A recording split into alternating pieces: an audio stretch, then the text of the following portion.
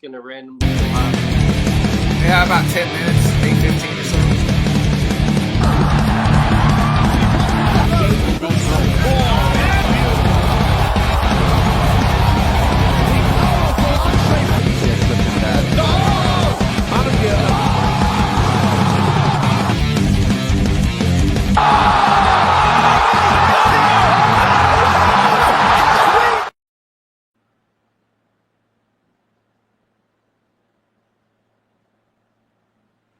Good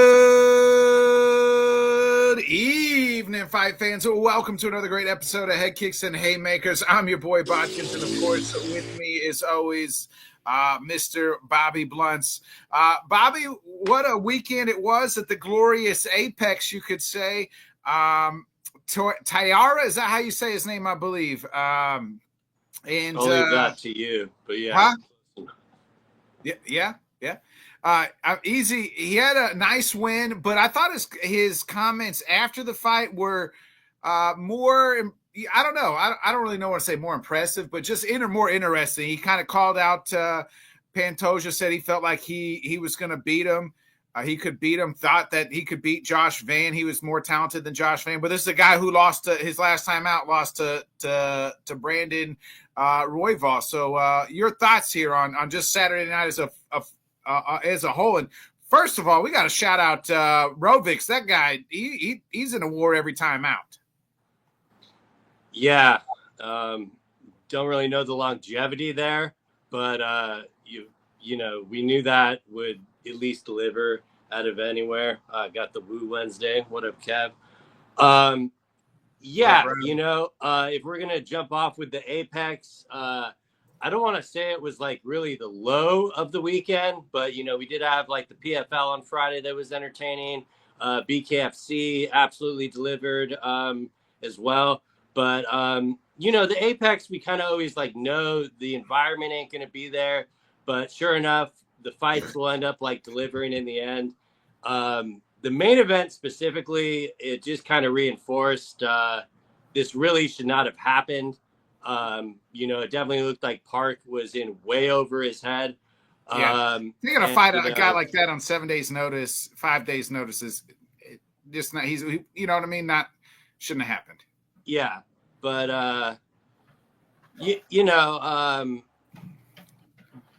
definitely like the post-fight interview and stuff. It all kind of lined up because he definitely looked like you know, a young up-and-coming possible championship contender. I really don't want to put too much into that performance because right when it started, it just looked like Park was way over his head. So, you know, he absolutely had the performance he needed to like kind of still be in that conversation. Found it a little bit comical that he thinks he can beat Josh Van, but we'll let that slide, especially when, you know, who was Josh Van's last opponent? It was the guy that was able to beat him, and on short notice. Yeah, and but you know, all that being said, throw that out. Absolutely, you know, he looked like he improved from the last fight. It definitely seemed to be an emotional win for him. He definitely seemed to be happy to get back into the win column there, and you know, he definitely made short work of Park there. So he made the right move in calling out. Definitely with how this division moves, I definitely think he is going to be a player in the division. And he probably has a right to next. But at the same time, with how stacked flyweight is, I really wouldn't mind him getting one more in a, you know, unshort notice opponent. It's really a shame that the fight fell out in the first place, because I think that would have taught us a lot more of kind of where he was and stuff. But, you know, we kind of got what we got and it went through. But you kind of led off with it. The highlight of the night was definitely the co-main event there for the Apex. But, you know, it's a decent thing to kind of quench the appetite. Same thing with this weekend before we get into the following Saturday, which is absolutely going to fucking matter. And it's going to be the longest 10 days of my life. So can't wait for that. Yeah, we'll talk a little bit about some other things UFC wise here in just a minute. But again, shout out Rovix. Like, that guy is just, I mean, he doesn't know how to be in not how to be in a war. Like in this time, he fell short in a decision loss there. But Bobby, you mentioned we had PFL finale on Friday, so why not make the call here and reach out to our good friend, Mr. Donn Davis. Donn, welcome back. Welcome back. How's things been? I'm sure you're happy with the product that was put out Friday night. Absolutely. Good to be back. Good to be seen. Good evening to both of you. And yes, could not be happier with the results of last weekend. PFL World Tournament 8. What do you guys think? I thought it was great. I think you have a star here in, I believe it's Thad Jean, right?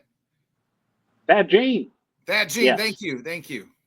Another one of these guys who came up through the Donn Davis Contender Series and is looking at the Champions League any minute now. You know, he's a champion, and we saw him tested, and I think the sky's the limit. You know, it was a nightmare matchup for him, and I think we got a lot of questions answered.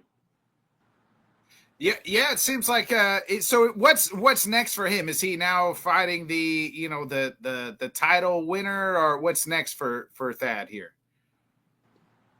Well, the off season. First off, it's got to rest up. That is how this goes, and no fight has been announced yet, but stay tuned.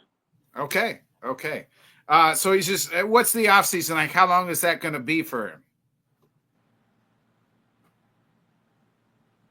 Well, I really should know that off the top of my head, and having a bit of a brain fart here. I want to say 4 months. Okay. Let's pull up typical layoff. Yeah, the idea there is have a regular season and give these athletes time to recover from the tournament format, as well as pepper in the ongoing international events and special events like the Champions League that we saw in Cape Town after the PFL Africa debut. Speaking of Cape Town, Donn, we didn't get to talk to you after Cape Town, but I got to ask, there's been reports that people of the PFL are celebrating the demise of Mr. Johnny Eblen. Okay. Who'd you hear that from? Does his name rhyme with Burial? Because, look, were there strong emotions after that end to a fight that Johnny was dominating 4 minutes, 5 rounds, minus 7 seconds? Yeah, we were surprised. It was a big moment for the PFL in general. Were we happy that any one fighter lost? No. That's not what we do. And believe me, it seems like a week doesn't go by where people don't tag me and say, Donn, just matchmake. Don't do these tournaments. We're tired of it. We just want to see the big fights. Well, that would mean that we are invested in one fighter winning or losing. But no, we are focused on merit. And you've asked me before if we care about making the big fights. And I said, no, not entirely. So you go ahead, Bobby. You got a question? If I could jump in here for 1 minute, Donn, and I definitely respect the format of the tournament. It's absolutely improved with the single elimination, a lot more, palatable for the stomach and stuff. But jumping back with that Gene here, I think it would be a travesty to not have him fight in the next 4 months. And, we have not seen Cedric Doumbé in a very long time. And my question to you would be, why not just make an event? You can put it in Doumbé's hometown. The crowd will be electric. And, I think Thad definitely wants to test himself against someone like that has, quote unquote, a very big name and a lot of hype behind him. And if I could make any recommendation, it would not make this another Dakota Ditcheva situation where you're waiting and waiting, wondering, like, you got to strike while the iron is hot. Now that we actually have some, need to want to see this guy again. So my recommendation would be try to, 4 months at the very max before he's booked again. Kevin Holland Oates agrees. That would be agreed fight. And you've met Mr. Kevin Holland Oates in person there, Donn, too. So yes, no, and I do. I greatly respect Kevin's input here as well as Bobby. I think that is a fight that people would be excited about in 4 months. I think they'd be excited about it in a year.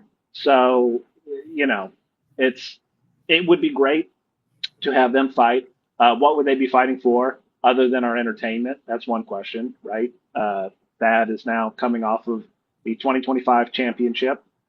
He will most likely, as it stands now, re-enter the tournament because that is what we like to do with our tournament champions. I see Bobby's having a reaction to this. Look, could we have a one-off event somewhere in the world to highlight a big single matchup? Yeah, possibly. We've got to fill that card. But why stop there? Why don't we lobby Congress to make laws to have a united MMA league so that if Cedric, wins that fight and becomes an even bigger star, he can't go anywhere. Why stop there? So, look, we do things our own way. I really do believe, that would be the fight to make in 4 months. If the cards fall that way, that would be great. But I think the slow build, I don't think that fight's going anywhere. And yes, Dakota, I'm going to respond to that sneak diss you put in there. Dakota was not fighting enough, and she made that right. That was some tough business that she and her team pulled. In that, one of the only fighters, most likely in mixed martial arts, who has that type of guaranteed schedule. So, congratulations on re-signing her, by the way. Thank you. I thought that's what we'd be opening with. No, I'm kidding. We are excited. It was a serious undertaking. I've said it. I think every time I'm on your show, a good deal means both sides are a little bit uncomfortable, and that was true there. They had big things that they needed on their end, and we have a big bill to pay. So we are looking forward to keeping the face of the PFL, Dakota Ditcheva, and I think Thad will get there as well. It's important to remember, as exciting as that win is, and as high as his ceiling is, just how early he is in his mixed martial arts career. So I think the Cedric fight is a great fight. I don't think it's going anywhere. And, we are going to protect the format and protect both fighters, honestly, to make it at the right time, to have the right card around them, and to get both of them on the biggest platform possible. And, we have a lot more help. You guys always ask, how are we going to pay for this? And in the past, I've said, well, we're suing 14, 15 people. But now we also have, as you mentioned Dubai, we have Sheikh Mohammed bin Maktoum bin Juma Al Maktoum on board. And he is going to help greatly, not just with financing, but also with making those professional connections in that region. So there could be something there. I'm not breaking any news other than, confirming the broken news of Artem Lobov joining the PFL. But no, nothing yet with that. It's the off season is as much physical as it is mental. He has that time to go on vacation, to enjoy his win, to heal up, and not be, worried. Oh, they want me to fight Hamzat, but I'm hiking in the woods. I guess it's not happening. He can go out and have an off season and enjoy himself. as well as Cedric. Go ahead.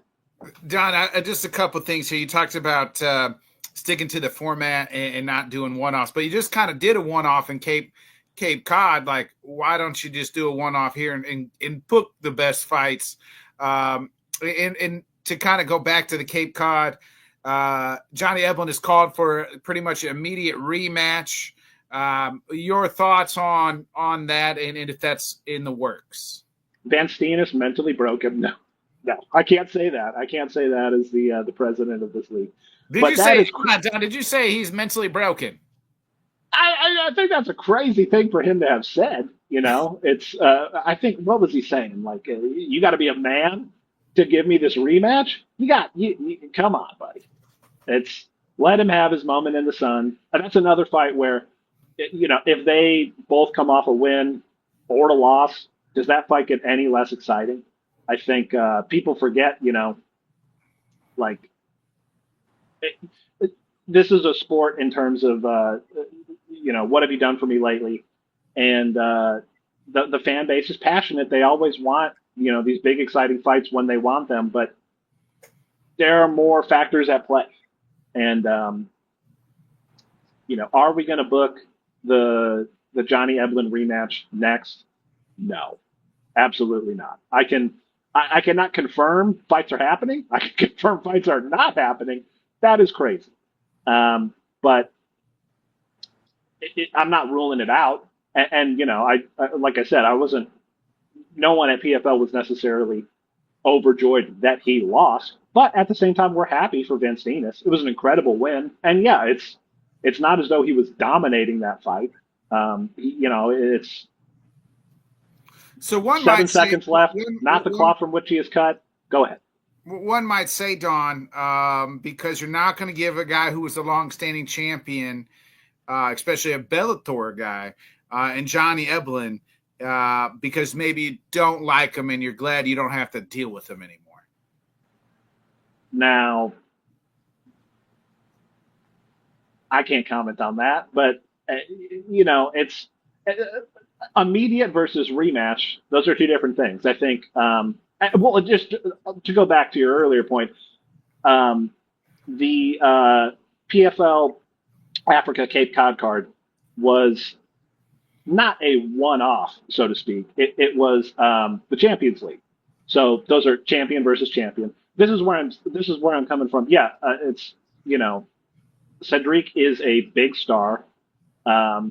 He does not have a tournament regional belt yet, and we don't just make up belts. It'd be cool to give him the mattress belt or something and have them compete for that. But didn't you guys just make up a belt on the last Cape Cod card?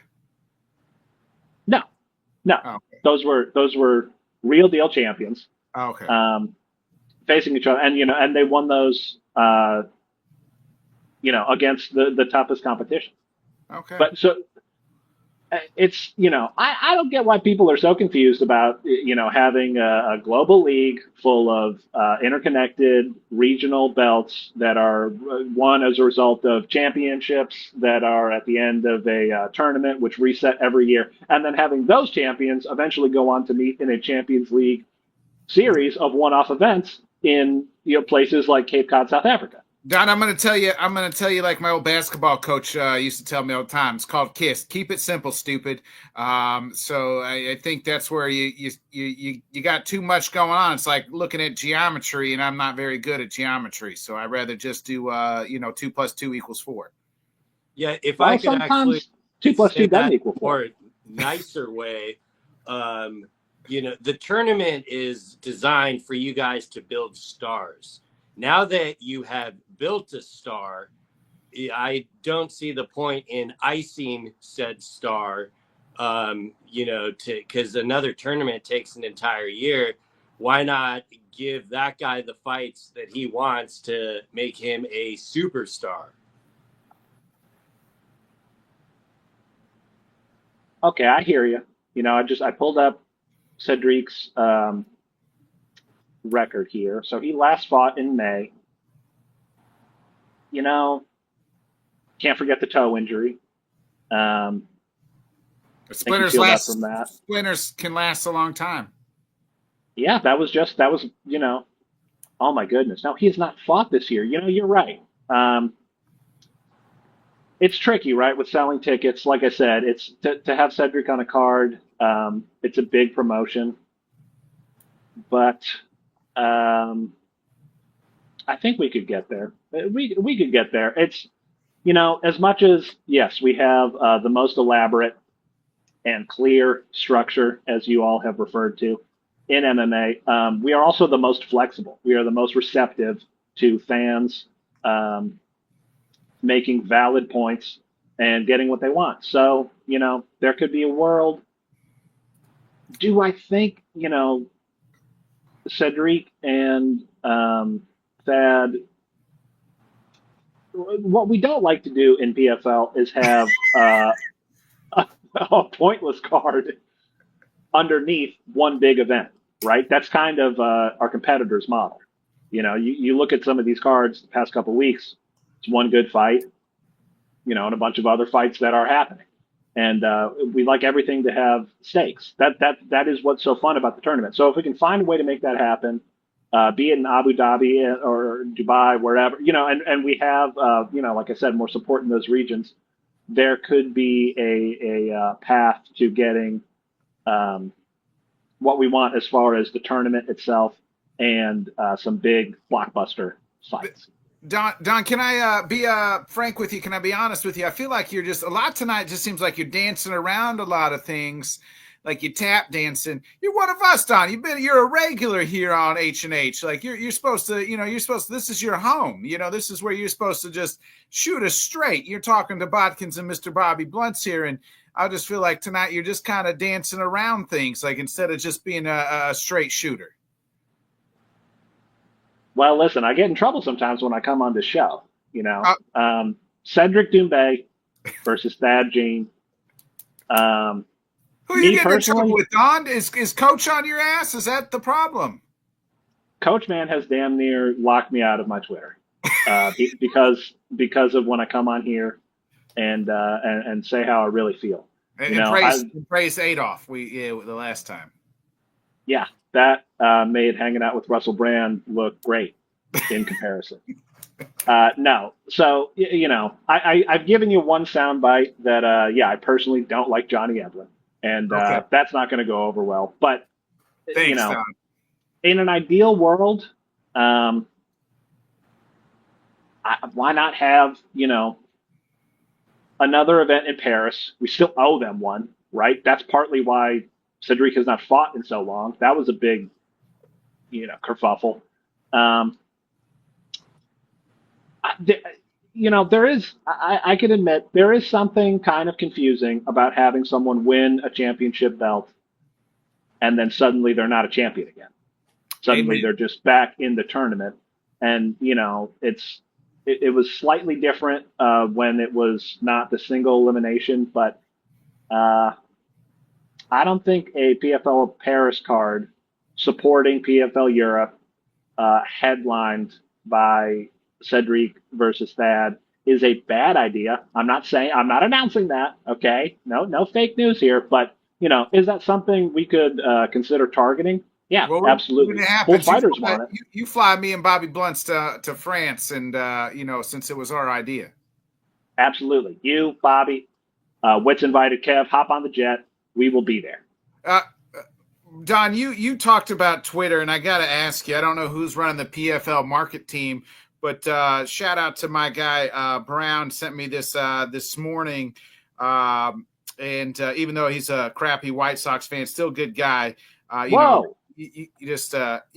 a Cubs fan, Donn. We ride together. But, sent me this picture here, and it's got who's next for Maulid, and I'm going to butcher his last name, but you know who I'm talking, Kabulov. Who's next for him? And I find it funny that my guy, Mr. Hughes, is on this format here because they want Kulov to maybe move to 155 and fight Hughes. The only fight Hughes should be fighting is Nurmagomedov. It's already been agreed, dude. We're good. Khabib leaked it. So Is that true? Bobby gets his news from RT, and he believes things that Khabib says. You know, he believes that Islam is going to be fighting in October. So no, I'm not confirming that. There is, you know, you guys. I've made my point already of do rematches that absolutely make sense on paper that the fan base is clamoring to see always need to happen on the schedule that the fans expect them and want them to happen. No. So that is up in the air. And yes, Movlid Khabulaev is a two-time now champion. And I think our social media team kind of cooked here because it's starting dialogue. It's putting it in people's heads. Hey, PFL can have two weight division champions as well. And you know, I don't like to talk about ongoing business matters that our deal's trying to get done, but Paul Hughes has never been the problem, okay, in getting this fight done. If you want to talk about how to not handle a loss, Johnny Eblin, you can talk about how to not handle a win, right, with Nurmagomedov. Because sure, he said the right things in the cage immediately after getting humbled somehow in a close victory, but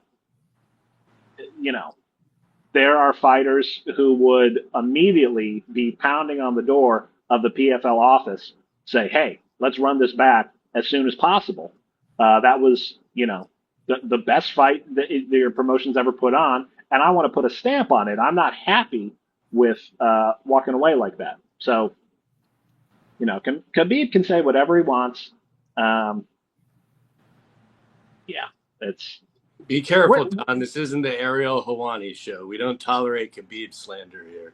So Donn, are you saying we're not any closer to Nurmagomedov and Paul Hughes fighting? It's never going to happen. All right, that's the truth.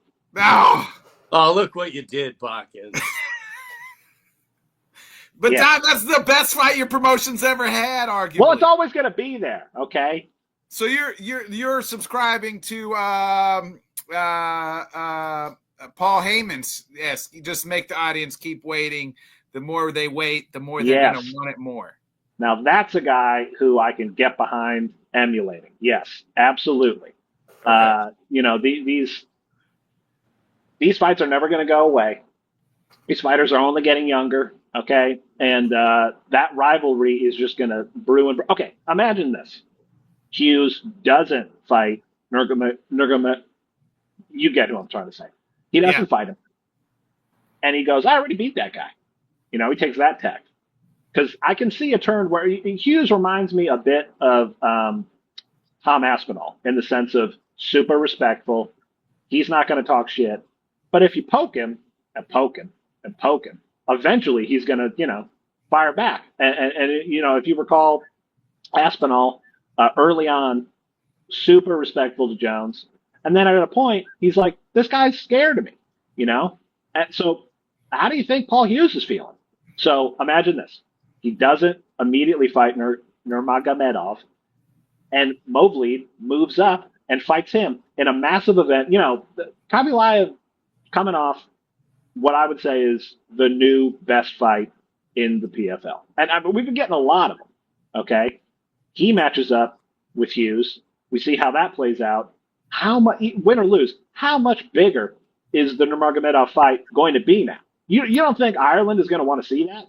Oh, well, I think they already want to see it, Donn. And that's the thing is like, here's a pretty picture for you. What if Hughes loses? He slips on the banana peel. Or what if, more importantly, what if he gets hurt, tears out? What if he trips over a cord like Tony Ferguson here?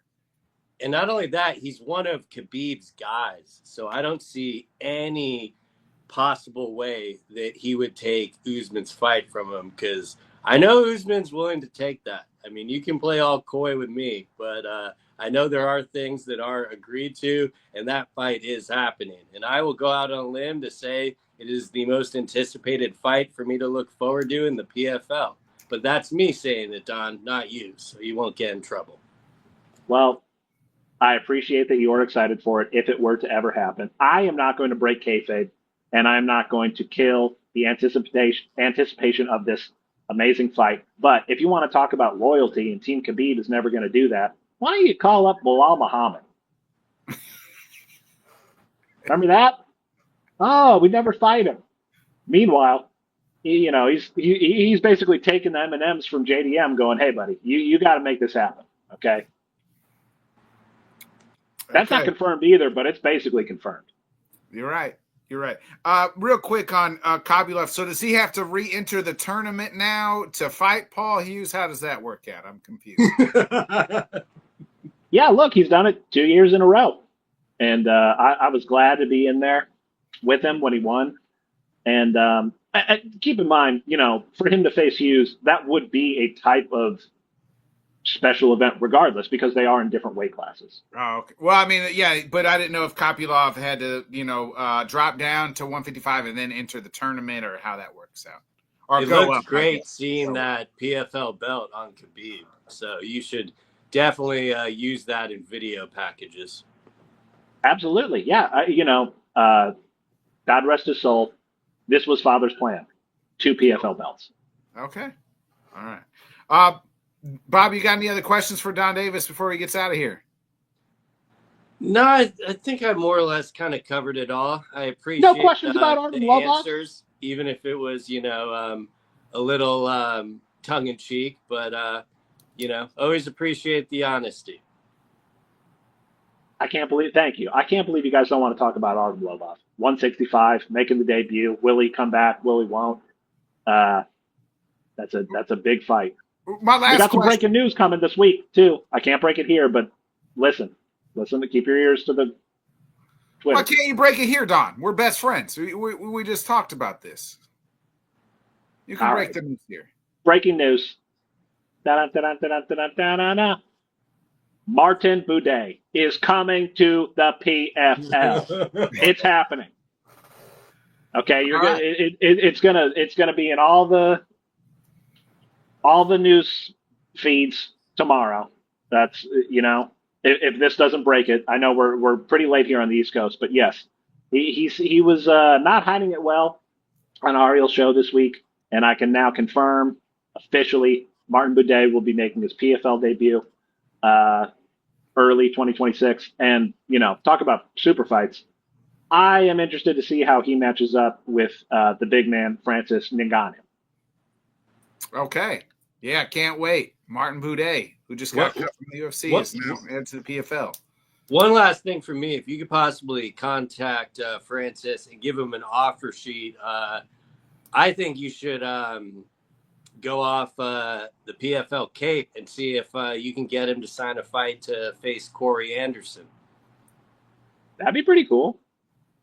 Yeah, I think that's a great idea.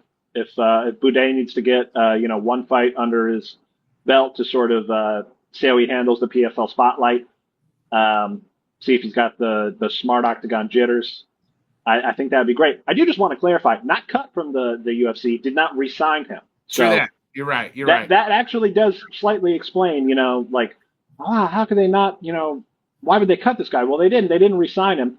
And that's because he wasn't interested in re-signing with an organization that was making him walk around on eggshells. He wanted to come to the big show, the PFL, and get the big paycheck, okay, against a heavyweight champion who is the lineal MMA heavyweight champion. And listen, I wish all the best for Tom. I do still think the co-promotion of Tom versus whoever the heavyweight champion is in the PFL is still not out of the question. But guy's got to get more active. And I know it's not entirely his fault, but Francis is active as it can be anyway. And that's going to change. He's very active, Bodkins. Why are you giving me that face? He's been going through a lot. I said active as it can be. Okay. He hasn't fought in like a year almost. The tragedy, He fought after that already. We saw that. There are many factors at play. Anyway, listen. Okay. All right. I like I Corey can't wait to Anderson. see him and Martin Buday. The heavyweight fight I've been waiting for my whole life. I can't believe I'm saying this, but I kind of want to see Buday in the tournament.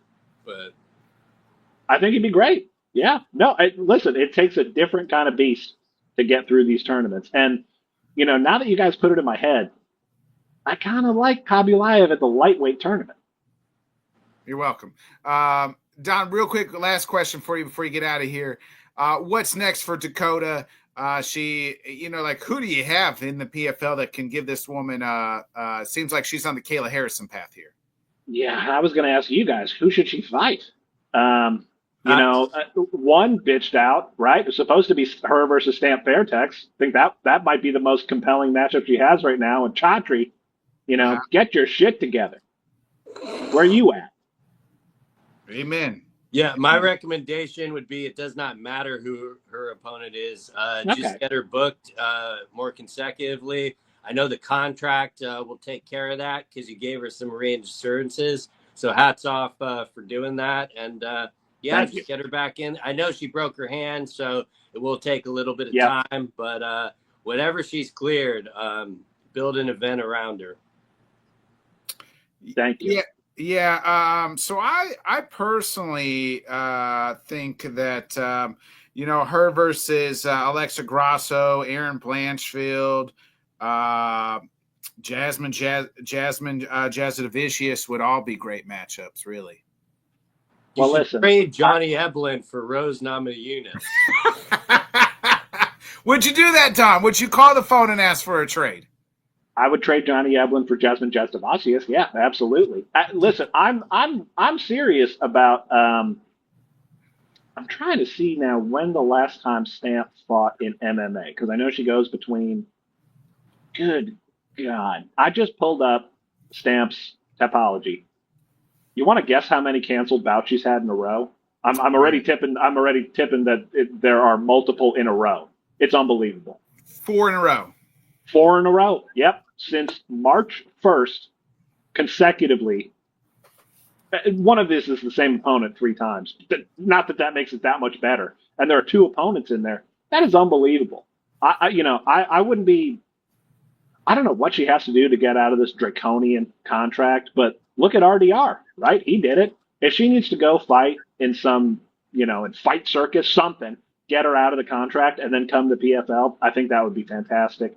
I think we would give her the matchup and support that she needs. Here's what I think you should do, Donn. You call the UFC. You say, "Hey, I will trade you Johnny Eblin for Rose Namajunas," and then you get her husband Barry to fight at heavyweight, and you do him versus Francis for your PFL heavyweight championship, and Rose versus Dakota. You're welcome, Donn. Okay, so you want to trade one scumbag for another scumbag and then get Rose Namajunas in there? Listen, I think Pat Barry, if he's going to go anywhere, he should go to Dirty Boxing. Okay, and no disrespect to Dirty Boxing, I just want to see, Biggie Boy put Suriname on the map, because I think that's how that would go. I just think Francis and Pat Barry. I think that's a fair fight. That's a good fight. I think the only way Johnny Eblin leaves the PFL, and that cannot happen fast enough, as far as I'm concerned, is just signing with someone else. I don't think you can't trade a shoelace for a gold nugget. Okay. You're the man, Donn. We appreciate you. Thanks again. We'll be watching some PFL. You're the best, Donn. Thanks for having me. Glad to break some news. Always good to be here. All right. Thanks, Donn. You're the man. So to recap, Bobby, Donn hates Johnny Eblin, and Boom Day, or whatever his name is, getting ready to sign for the PFL. Yeah, I don't think he hates him. I think he's just, being a tough negotiator and trying to make deals. So, I'm sure. I don't know. They call him a scumbag, so. Yeah, but, that,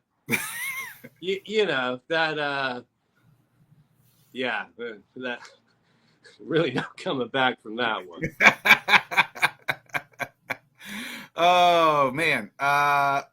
Yeah. So, I called it PFL Cape Cod. It's not what it's called. It's called something else. What was it called? I called it Cape Cod or something. I don't know. It's Cape Town. Oh, Cape Town. I kept saying Cape Cod. Yeah, that I didn't even catch that till just now. I did.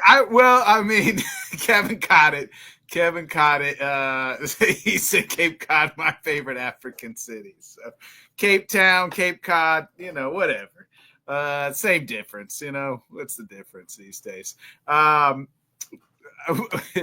so I mean, good information from Donn Davis there. So Bobby, we were kind of talking about. I wanted to get back to last Saturday real quick because we talked about Taira winning and he kind of talking shit on Josh Van. Steve Irsay, he said Pantoja's going to wipe the floor with Josh Van. Has no chance. Well, all due respect to Steve, but I don't think he knows what the fuck he's talking about. Yeah. I will say I do. After watching that fight on Saturday, I think Irsay would have had just an easy time beating Park. I kind of felt that going in when the matchup was made. And what I saw, it just seemed like, Park jumped into the deep end real quick. But at the same time, if there's anyone that has the right to comment on who can beat Pantoja or who can't, it probably would be the guy that got the closest to doing it. Yeah. So I could see that. But at the same time, Irsay's a quiet man, but he's very good at, talking that shit. So, yeah, no shade to him there. All the credit to him. I'm sure we'll get into the breakdown of that co-main event there. But, the flyweight is probably one of the most interesting divisions in the UFC. It is. I think it's exciting.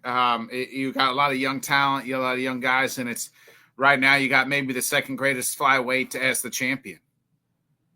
Yeah, and he's getting very close to lapping that spot. I mean, I think Mighty Mouse doing streaming with Death Stream or Death or whatever, kind of, I think he's starting to feel it. And I think DJ does wish that he had a little bit more prime competition in his day compared to like what Pantoja has. But, Pantoja is not there yet. But if he keeps winning, sky's definitely the limit.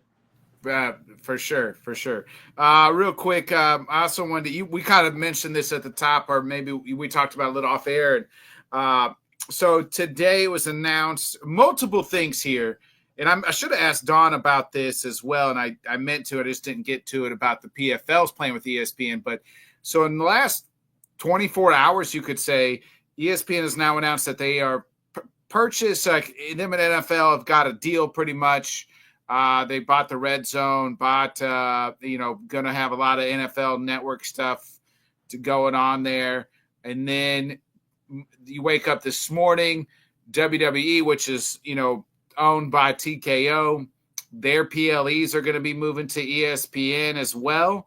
And it's funny because we just talked to like UFC is in negotiations with ESPN, Netflix, and whatnot to go where. And I think today solidifies with WWE going to ESPN, that UFC is going to stay at ESPN.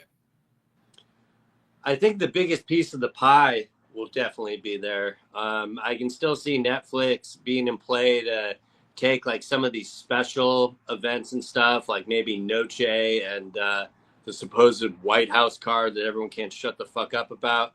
But especially like you hit it completely right. If anyone thinks that the UFC is leaving ESPN after that deal, I find it pretty comical because especially, they even commented, TKO said they could have, got more elsewhere, but they realized the significance in being connected to Disney and being on ESPN just for everything, being shown. And they literally said they want to put the entertainment back in the ESPN because, that's what it's, the entertainment sports network. So it is not that shocking once you saw it go down. Like there was definitely the wow factor of it happening, especially if you go back to. I think most people were concerned, right? Because like You got everybody's like, oh, they're going to launch this new app, so everybody thinks the PLEs are going to be $30. But from what my understanding is that it's not going to be $30. If you have ESPN, you're going to get everything on the app already. If you already have a regular ESPN through whoever you have it through. Yeah, they don't want more people cutting off the cable cord than they already had. So I think that is a reason they had to do it. I also think it's a big reason they got the number that they got. And if you would ask me a month ago, I actually think we had this exact conversation. I didn't think there was any chance that the UFC would move off the pay-per-view model, mainly because, you have your fans trained to give $80 a month. Why would you stop that? But after seeing this deal today, I'm definitely at more of a maybe. I do think it is a possibility that they take all those number cards and maybe just put them on ESPN. And, I know they'll be kind of paid for it there. And I think definitely a lot changed today for the possibility of not it being removed from a paywall, because obviously thered still be a cost with ESPN and everything. But not if you already have the ESPN, though. Like if you already say, like, I have Hulu Live and I already have ESPN, from my understanding is I'm not going to have to pay extra. Yeah. The $29.99 is more of if you're kind of a new subscriber coming over, like all the people going to Peacock. But the people that have cable and stuff will be able to still see all those events. And that's why I think it's the biggest game changer of that also being a possibility for the UFC number cards. Like, I don't want to call them pay-per-views because, that's kind of up in the air now. But like 2 weeks ago, I would have said, no, they're staying with ESPN solely to be able to do pay-per-view. And now I think it definitely could be a scenario where, they just want to get the most eyeballs on their sport. And ESPN would definitely be that move because, I mean, to me, the WWE is the small fish in the pond of what they did. The fact that they got Red Zone and the NFL Network, that's going to open up a lot of things. It's going to pain me that I'm going to be forced to watch an NFL draft on ESPN. Hopefully the first thing they do is fire Mel Kiper. And, I watch the McAfee cast. That's what I do. Yeah, well, they're not taking that away from you, but at the same time, you see the move with Pat and stuff, and it kind of paved the way for this to happen because they're figuring, they're cutting kind of all the dead weight, and they're bringing in more kind of influencers and stuff to represent the company. I think that is going to be extremely detrimental in the media aspect of ESPN. But, no one has really considered them a serious news-breaking organization for a long time with, you just got Stephen A. Smith yelling at people and stuff. So that part probably isn't good for the media. I mean, you saw Triple H was talking about the Brock Lesnar thing, and no one wanted to even dare to break kayfabe on that. So that's going to have some effects. But at the end of the day, I think the fans will be kind of satisfied with where it goes. Because at first I thought the UFC was going to be put on like 5 or 6 different networks like the NFL is. Now I think there's a decent chance that we're going to get 80% of the pie on ESPN, and then the other 20% will go to Netflix, for those specialty cards or whatever you want to call them. So I'm going to push back on what you were saying just for a second. I actually disagree with the fact that we're going to get that it's not going to. I think that we're going to get it's still the pay-per-views for UFC are still going to be behind a paywall because it now had they gone to Netflix, which I don't think so, right? I don't think they would. That's not going to be a behind a paywall. But because of its ESPN, I think, and they've already been ESPN, they've established the paywall. They will do that. The PLEs, nonetheless, like for WWE, like there is not really a paywall. Like you're not paying extra. You paid $10 for the app, right? And when it first came out, the network, and then when it moved to Peacock, you paid whatever that subscription was for the whole Peacock subscription, right? And then plus, but you were getting a bunch of extra stuff. So like, I don't think like just because it's on ESPN now, I don't think they're gonna put that behind a paywall. Like they're not, but I could still see the UFC saying, no, we're still going to be a paywall. Like we've been doing that. Now, if they were going to go to Netflix, I don't think you were going to get a paywall. It'll be interesting to see what happens. I think if they stay at ESPN, I think they'll continue to be a $80 paywall. Yeah, no, I completely agree, and I think that's more likely what is going to happen.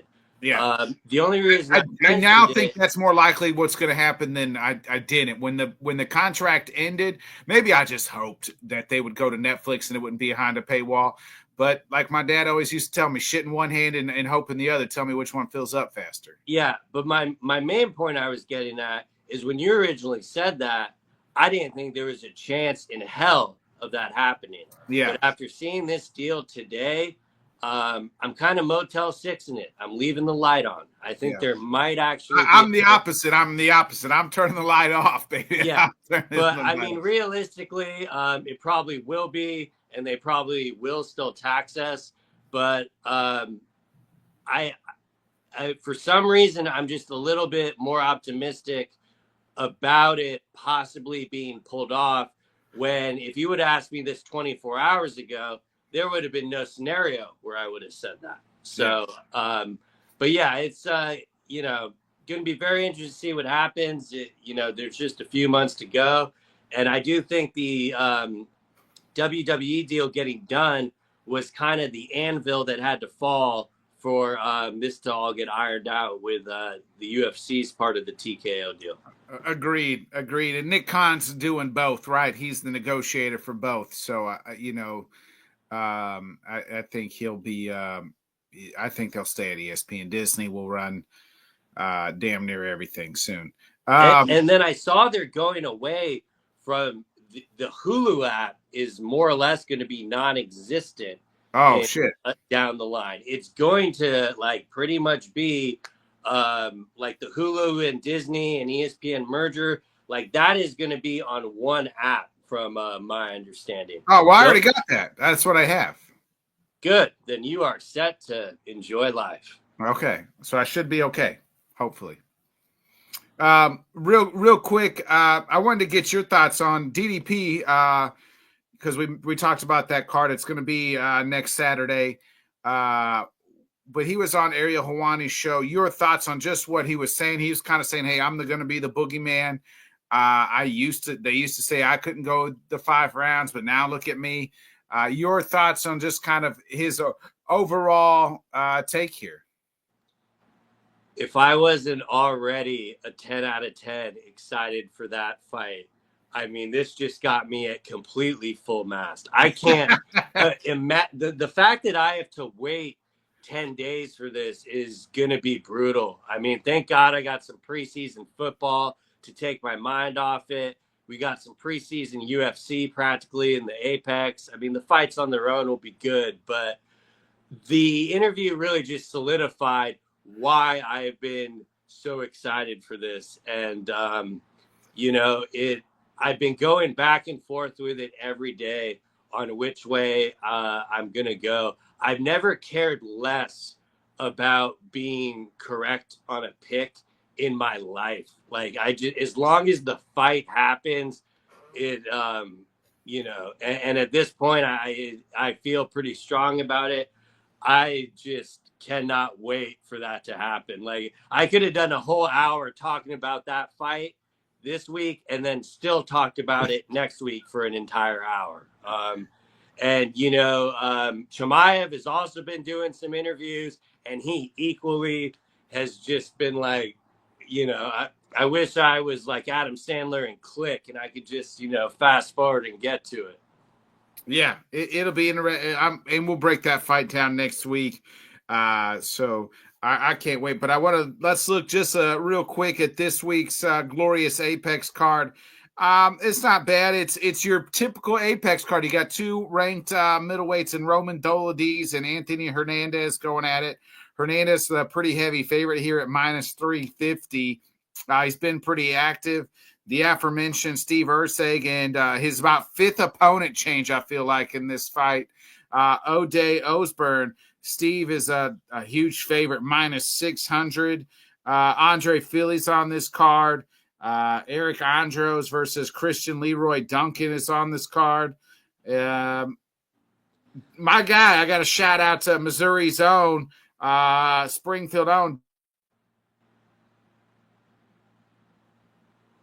Julius Walker, Missouri's own, heavy favorite here at minus 700, 6-1. So I'll be rooting for my guy from Missouri and Julius Walker. But Cody Brundridge on this card as well. So I think he's opening the card. That should be good. Yeah, he's the curtain jerker.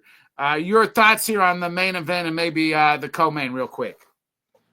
I mean, my thoughts on the co-main is it's pretty baffling that Urseg had to have 3 opponent changes for them to actually give him a winnable fight. So, I'm definitely not counting O'Day out. He always shows up his game, but I'm much happier that they're doing this type of matchup compared to what they were originally doing. So that should definitely be a decent co-main. I mean, it easily just as well could have headlined, but I'm pretty excited about the main event. Fluffy has been on a roll, but I do think Dolidze is kind of the perfect opponent to give him, because the one thing I've always questioned with Fluffy is just his gas tank with the 5 rounds and stuff. And I think Dolidze is a perfect opponent to kind of show us what we got with him. So it's about as acceptable as main event as we're going to get for an Apex. So I definitely, don't want to spit at it and think it will be good. But I'd be lying to you if I still just don't have Chimaev and Dricus in the back of my mind. Well, at least we only got one more week in that. And every time they're going to advertise that fight on this weekend card, I'm going to die a little inside. I'm going to be like, stop fucking edging us. We are here. I've already pre-ordered it. Let's get this going. But, we only got one more card to it. And I think it's going to be built to be semi-entertaining. The Tapology picks aren't going to be anywhere near as painful as last week. But, even last week's card, those sleeper cards that we always dismiss end up being, somewhat enjoyable. So I'm expecting the same out of this weekend's Apex for sure. Yeah, real quick, Michael's saying, imagine Eblen versus DDP. There was a time where people were going to sign up for that because people thought Eblen was a top 10 middleweight, Michael. I wonder who Donn Davis would pick in that fight. Yeah, he'd probably pick DDP. You mentioned Anthony Fluffy Fernandez here. Hernandez has not lost since 2020 when he lost to Kevin Holland. So since then, it's like a 7-fight win streak here. So he's been on a nice run. Roman Dolidze is he's on a nice run too. 3-fight winning streak. So and one of those was even at light heavyweight when he beat Anthony Smith. So last time out had a unanimous decision against Marvin Vettori earlier this year to revenge one of his losses. So this is a guy who had a majority decision loss to Imanov. So he's a guy that's this is a very intriguing fight. On Saturday night. 2 guys who are trying to really make a claim and climb that, getting that top tier in the middleweights. Yeah, and I mean, he's got Nixick in his corner too. So even if he gets over his head in the first round or something, I got full confidence that he'll bounce back and it will be a competitive fight. Who you like to win? I'm probably going to have to still stick with Fluffy, but the more and more I go back on it, actually, I could actually see Dolidze getting it done. And especially with you know, pointing out there with Imanov. What's the line on that one? Plus, so Doladies is definitely worth the squeeze at plus 270. A little bit under a 3-1. Yeah.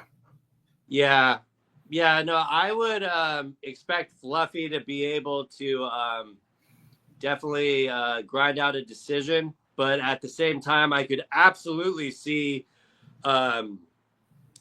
Delice coming alive in the later rounds and being able to get a decision on his side. I don't anticipate a finish really from either guy just because they're both so game and they're going to come prepared. But at the same time, every time I think it's going to be a decision, we get a finish. So who knows? But yeah, I'll go probably Fluffy here for the gavel. Yeah, Michael says Donn would pick Iron Turtle to beat Johnny Eblen. Yeah, Don's gonna get himself in trouble if he keeps, having those opinions. Give me Fluffy as well. I think it's gonna be a good fight. Both guys, 15-3 for Roman Doladies, 14-2 for Anthony Hernandez. Yeah, no, it's like I said, it's not a main event I would sneeze at, and both of them have fought in the Apex so many times. You kind of wish they could have took this on the road, but you get it. The following week will be the main treat, but this should be, a good little appetizer to get us hyped up for a incoming week of violence. Definitely. All right, my man. Bobby, before we get out of here, you got anything else you need to talk about? Not that I think we covered it all there, Yeah, I mean, if I talk about anything else, I'll just keep rambling on about Chimaev and Drickus there. So save it for next week. I will. I'll keep it in. All right, my man. That does conclude this episode of Headkicks and Haymakers. Programming note: the boys will be doing Fall Start Thursday tomorrow night. They'll be covering the AFC North. You can catch that right here. I won't be hosting. Sam's going to be holding down the fort, but I will be back with Bobby next Wednesday to talk about that Chimaev versus DDP. What is it, like UFC 320 maybe? 319? 320. 320. All right, thanks, Bobby. That's why you're the co-host, baby. UFC 320. We'll be talking about that, and real quick, Michael says, awesome. Congratulations to PFL for signing Bude. So can't wait to hopefully, that'll be, Donn announced that. So we had some breaking news. Thanks a lot to Donn Davis is the best. Always taking time out to, talk about too. Yeah. Mike says here too, real quick, Cedric and Vershawn was made here on H&H. Yep. Yeah, it was. So hopefully Donn will listen to us one of these days. Could you imagine if BKFC ends up signing him now, though? I hope they definitely get that done. Yeah, we'll see. Other than that, for my guy Bobby Blunts, again, shout out to Donn Davis. We appreciate you taking the time. I'm Bod. It's been another great episode of Headkicks and Haymakers. We'll see you right back here next week for the preview UFC 320, baby. Bobby's dream fight. Accurate. Thanks so much for joining us, and until next time, let's talk sport, friends. Thanks for watching.